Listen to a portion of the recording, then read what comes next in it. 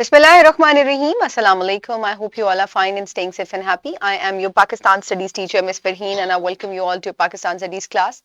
Dear students, जैसे कि आप जानते हैं कि हम एग्रीकल्चर डिस्कस कर रहे हैं. लास्ट लेक्चर में हमने टाइप्स ऑफ एग्रीकल्चर जो है इनको डिस्कस किया था और हमने एग्रीकल्चर को डिफाइन भी किया था. याद है ना आप लोगों को?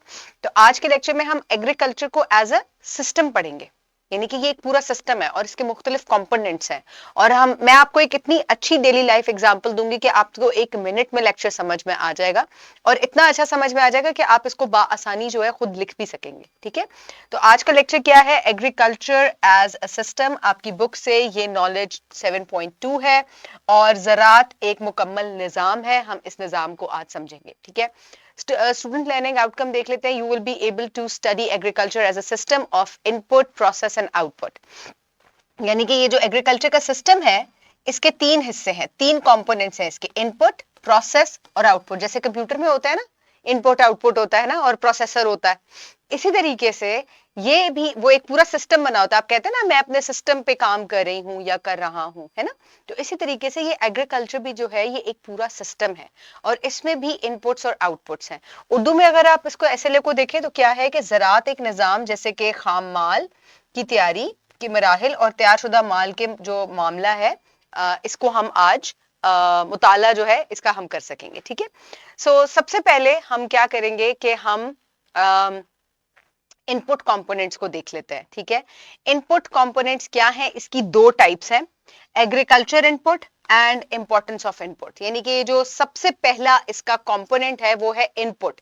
यानी कि जब आप एग्रीकल्चर कर रहे हैं, एग्रीकल्चर क्या है? इसमें कोई भी फार्मिंग टेक्निक हो सकती है, इसमें जानवरों को लाइव स्टॉक रेयरिंग से लेकर और जो आप जमीन बोते हैं, ये तमाम चीजें एग्रीकल्चर के अंदर शामिल है. ऐसा ही है ना? तो जो इनपुट है किसी भी एग्रीकल्चर का, किसी भी टाइप ऑफ एग्रीकल्चर का, वो क्या है कि उसकी तैयारी जो आपने करनी है, उसके जो अज्जा आपको चाहिए, खाद चाहिए, बीज चाहिए, जमीन चाहिए आपको. ठीक है, इसके अलावा आपको किसान चाहिए, लेबर चाहिए, ठीक है, पानी चाहिए. ये तमाम चीजें क्या है? ये इनपुट है. ये वो अज्जा हैं जो कि आपने जमीन को लगाने हैं या आपने अपने फार्म को के लिए रखने हैं और उससे जो है फिर आप एक प्रोसेस करेंगे. ठीक है, तो पहले हम इनपुट को समझते हैं, फिर हम आगे जाके इसके नेक्स्ट कंपोनेंट की तरफ जाएंगे. तो प्रोसेस जो कंपोनेंट है इसका इनपुट का, वो क्या है कि input component of agriculture refers to the resources and materials that are essential for farming and production and these inputs are critical for initiating and sustaining agricultural activities. और इन्हीं को हम जो है वो अब एक्सप्लोर करेंगे. तो इसको जब हम एक्सप्लोर करेंगे तो इनपुट में क्या आ जाता है? सबसे पहले आता है खाम माल के अज्जा.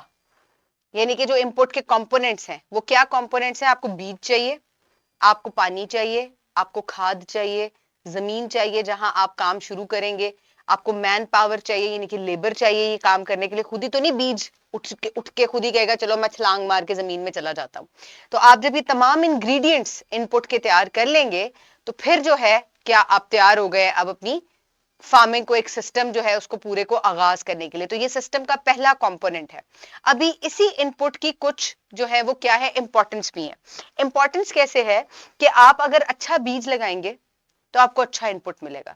अगर आप गंदा बीज लगाएंगे, गंदा पानी लगाएंगे, पूरा पानी नहीं देंगे, जमीन पूरी नहीं होगी, मैन पावर पूरी नहीं होगी, तो जो आपकी एक्सपेक्टेड यील्ड है, यानी कि जो आप चाह रहे हैं कि मुझे इतनी ज्यादा जो है ना वो तादाद में आउटपुट चाहिए जमीन से, आपको वो नहीं मिलेगा. नहीं मिलेगा ना. तो जितना अच्छा इनपुट आप डालेंगे उतना ही अच्छा आपका आउटपुट होगा. तो ये जुज है दोनों, ये सबसे पहले कंपोनेंट की ये दो सब टाइप्स हैं कि आप एक तो उसके अज्जा पूरे करेंगे और फिर क्या करेंगे? खाम माल चाहिए आपको, सबसे पहले जो चीजें डालनी है वो चाहिए. ठीक है, इसकी मैं आपको एक एग्जांपल देती हूं. पहले यहां पर देखें आप, ये रियल लाइफ एग्जांपल है कि जब खाना बनाते हैं घर में तो सबसे पहले आप उसके इंग्रेडिएंट्स इकट्ठे करते हैं, मसाला जात, सब्जियां, चिकन, चावल, जो भी आप खाना बनाना चाह रहे हैं.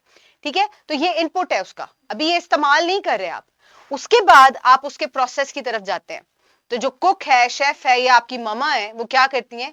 वो फिर वो खाना बनाती हैं, वो तमाम अज्जा उसके अंदर उनको पता है मैंने कैसे डालने हैं. और हम आप गली सड़ी सब्जियां लाते हैं कोई, या जो मसाला जात है वो ऐसे हो जिनके अंदर कीड़ा डला हुआ है? नेवर. क्यों नहीं लाएंगे? क्योंकि आपका खाने का टेस्ट इफेक्ट होगा, हाइजीन इफेक्ट होगी. तो आपकी कोशिश ये होगी कि आप बेहतरीन से बेहतरीन चीज लाएं और फिर जो है वो आप अपनी दावत पकाएं. राइट। तो ये सबसे बड़ी एग्जांपल है कि उसके बाद आप उसको खाना बनाते हो। इसके अंदर आपका कुकिंग पॉट जो है ये भी आपके इनपुट के अंदर शामिल है, क्योंकि इसी में तो खाना बनना है, ठीक है। ये भी आपके इनपुट के अंदर, ये इंग्रेडिएंट्स के अंदर शामिल है। फिर आप बनाएंगे उसको, उसके अंदर जो डेकोरेशन करनी है वो करेंगे, जो बन के आपके पास चीज आ गई है वो आपका आउटपुट है, ठीक है। तो ये एक रियल लाइफ एग्जांपल है। इसी को अब हम पीछे से कनेक्ट करेंगे प्रोसेस के साथ, ठीक है। अब प्रोसेस क्या है कि the process component is the heart of agriculture. It involves the various activities, techniques and methods that transform the input useful products, and understanding the process component is vital for the efficient agricultural practices. अब ये सबसे अहम मरहला है कि अब उन तमाम, अब आप ये नहीं करेंगे कि बीज की जगह खाद डाल दें, आप बीज की जगह बीज डालेंगे, फिर जिस वक्त उसको पानी चाहिए आप उसको वो पानी भी देंगे, ठीक है। फिर जिस वक्त उसकी खुदाई करने की जरूरत है आप वो भी करेंगे, वक्तन फवक्तन आप उसके ऊपर पेस्टिसाइड्स भी स्प्रे करेंगे ताकि कोई बीमारी वगैरह ना आए, कोई कीड़ा वगैरह ना लगे इसको, ठीक है। तो इस तरीके से आप जितना अच्छा प्रोसेस करेंगे, इसमें आपकी मशीनरी भी शामिल है, आपके इंग्रेडिएंट्स के अंदर भी मशीनरी शामिल थी, लेकिन जो उसका आप यूज करेंगे ना वो आपके प्रोसेस में शामिल है। वहां अभी आपने तैयारी कर ली, मुझे ट्रैक्टर भी चाहिए, ठीक है, मुझे भल भी चाहिए, मुझे थ्रेशर भी चाहिए। थ्रेशर क्या होता है, जिससे आप फसल को एक्सट्रैक्ट करते हैं, ठीक है। मुझे हार्वेस्टर भी चाहिए। ये सारे आपके इनपुट के अंदर आ गए। अब जब वो उनसे आप काम लेंगे ना, जिसका जो काम बनता है वो काम आप लेंगे, ठीक है, तब वो फिर आपका एक प्रोसेस बन जाएगा। समझ में आ गया आपको मेरी बात।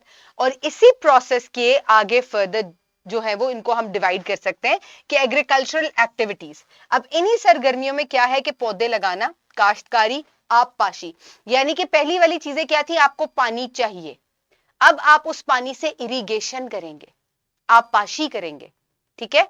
आपके पास बीज था, आप उस बीज को बोएंगे, अब वो इंग्रेडिएंट था, अब आप प्रोसेस बना रहे हैं उसका, राइट। समझ में आ गया आपको सारी बात।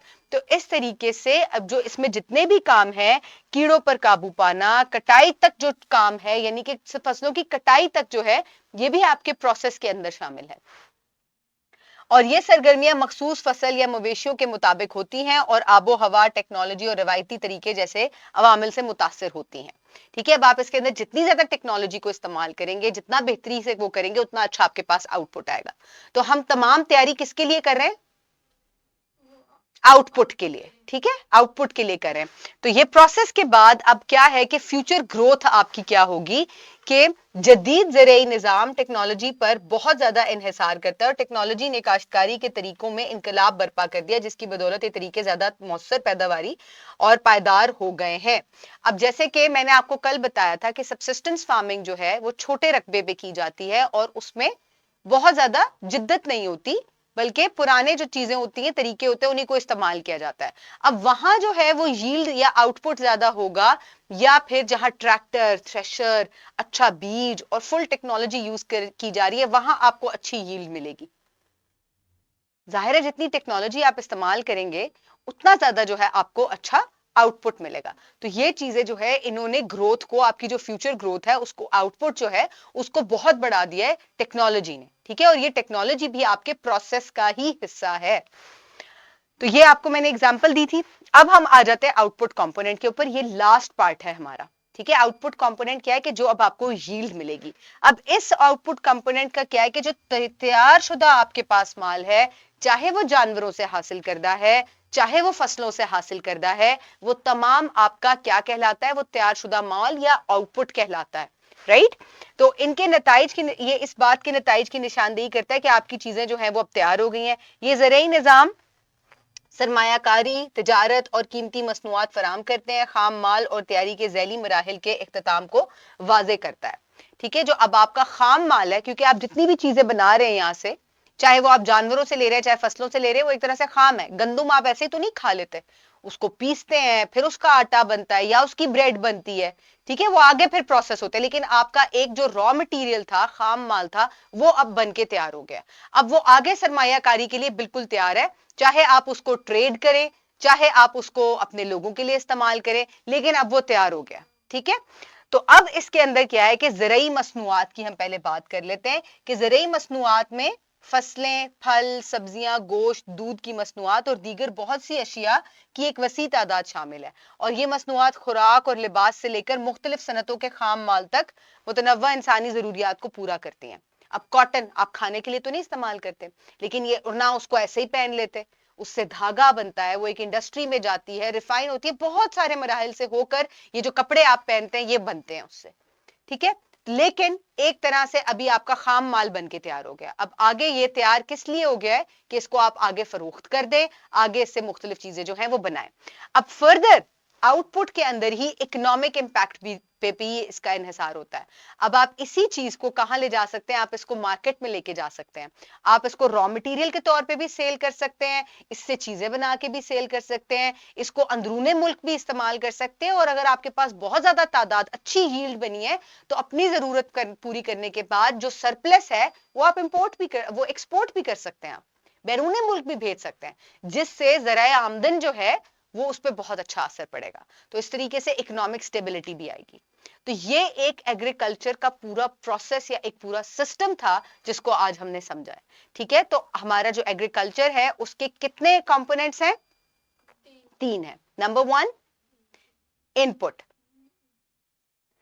खाम माल की तैयारी। ठीक है, उसके बाद आपका प्रोसेस आ जाता है और फिर उसके बाद आपका तैयारशुदा माल आ जाता है। इन तीनों जो आपके जो कंपोनेंट्स हैं इनको आप फर्दर आगे भी डिवाइड कर सकते हैं। ठीक है, और उसमें आप क्या करेंगे, आप उसको मजीद जो है उसमें बता देंगे। जैसे अगर हम इनपुट की बात करें तो इनपुट में पहली चीज क्या है कि उसकी तैयारी आपने कर ली, इंग्रेडिएंट इकट्ठा कर लिया, और दूसरा स्टेप क्या था कि उसके अंदर कितना, उसकी इंपॉर्टेंस क्या है। जितनी अच्छी आप चीजों को इकट्ठा करेंगे, जितना आपकी अलाइंड चीजें होंगी, उतना बेहतर आपकी आउटपुट होगी और उतना आपको प्रोसेस करने में भी आसानी होगी। अब ये हो कि आपकी जमीन बहुत बड़ी, आप बीज कम ले आओ, ठीक है, प्रोसेस में आपको मुश्किल होगी बाद में। तो इस तरीके से ये आपके इनपुट का हिस्सा है ये चीज, राइट। तो आई होप ये आप लोगों को आज का लेक्चर समझ में आया होगा। बहुत इजी था, इसकी रीडिंग करें, इसके साथ बड़ा अच्छा सा क्वेश्चन बैंक अटैच है जिसके साथ इतने सारे एमसीक्यूज, शॉर्ट क्वेश्चंस और लॉन्ग क्वेश्चंस जो हैं वो एसएलओ बेस्ड बने हुए, उसको आप अटेम्प्ट कीजिएगा। आपकी समझ में टॉपिक आ गया, अब आप कुछ भी अटेम्प्ट कर सकते हैं। ठीक है, और जो आउटपुट है ये दो तरह का होता है।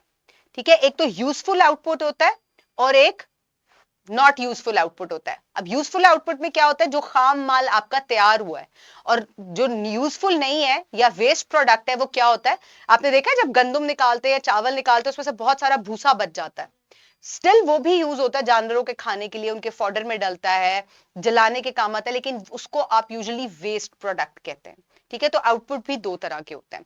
ये मैंने आपकी इंफॉर्मेशन में इजाफा किया, वरना आगे आप जो इंपॉर्टेंस है आउटपुट की और जो उसका इम्पैक्ट है उसको आप इकोनॉमी में डिस्कस कीजिएगा और फर्दर जो है आप इसको रीड कीजिएगा तो आपको और बेहतर समझ में आ जाएगी। So I will see you in the next lecture, see you around, thank you so much and Allah Hafiz.